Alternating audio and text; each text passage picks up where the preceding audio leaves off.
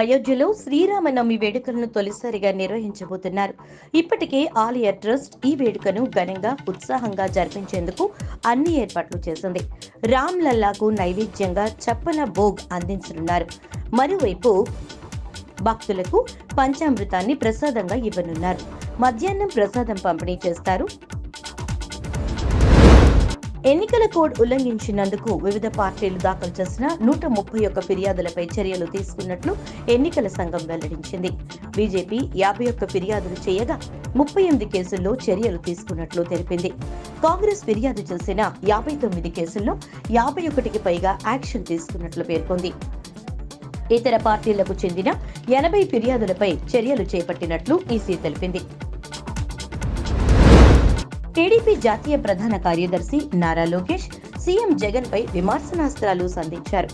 రాష్ట్రంలో జగనాసుర రక్త చరిత్ర సాగుతోందని, జగన్ కు తన మన అనే తేడా ఉండదన్నారు లోకేష్. నాడు సానుభూతితో సీఎం పీఠం దక్కించుకోవాలని బాబాయిని లేపేశాడని, కోడికత్తి డ్రామాతో దళితుల్ని బాధ పెట్టొద్దన్నారు.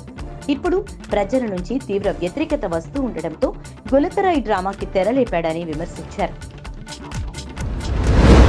పోలీసులకు, పోలీస్ ఉన్నతాధికారులకు బీఆర్ఎస్ అధినేత మాజీ సీఎం కేసీఆర్ గట్టి వార్నింగ్ ఇచ్చారు.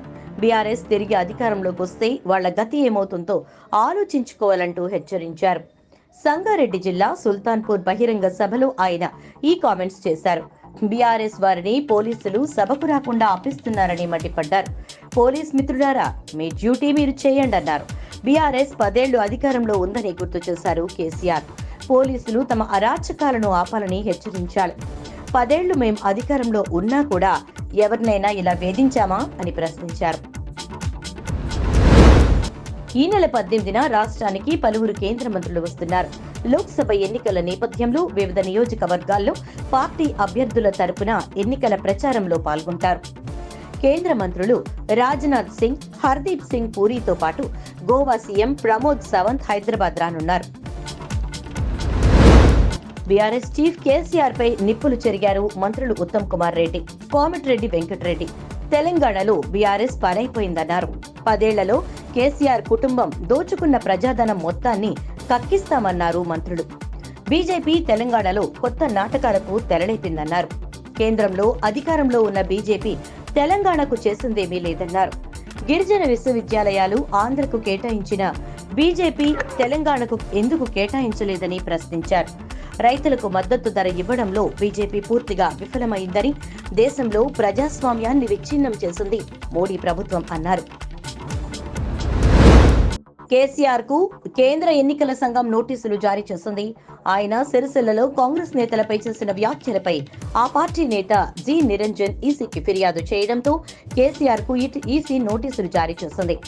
రేపు ఉదయం 11 గంటల్లోగా వివరణ ఇవ్వాలని ఈసీ నోటీసుల్లో పేర్కొంది. కాంగ్రెస్ పార్టీకి అకౌంటబిలిటీ లేదంటూ విమర్శించారు నిజామాబాద్ ఎంపీ అరవింద్. దొంగ పార్టీలు జమయ్యాయని, దొంగ వాగ్దానాలు చేస్తున్నారని మండిపడ్డారు. తాము సంకల్ప పత్రం పేరుతోనే దేశ ప్రజల కోసం పోరాటం చేస్తామన్నారు. దేశంలో అమలయ్యే ఏకైక గ్యారంటీ మోడీ గ్యారంటీ మాత్రమేనని అరవింద్ అన్నారు. ప్రజలు ఈజీ మనీకి అలవాటు పడుతూ ఉండడంతో రోజురోజుకి సైబర్ నేరాలు పెరిగిపోతున్నాయి. ఒక్క తెలంగాణ నుంచే రోజుకు 5 కోట్ల చొప్పున ఏడాదికి సుమారుగా 1800 కోట్ల డబ్బును దోచేస్తున్నారు సైబర్ నేరగాళ్లు. టెక్నాలజీ ఎక్కువగా అభివృద్ధి చెందుతున్న తెలంగాణలో ఈ నేరాలు జరగడం ఆందోళనకరం.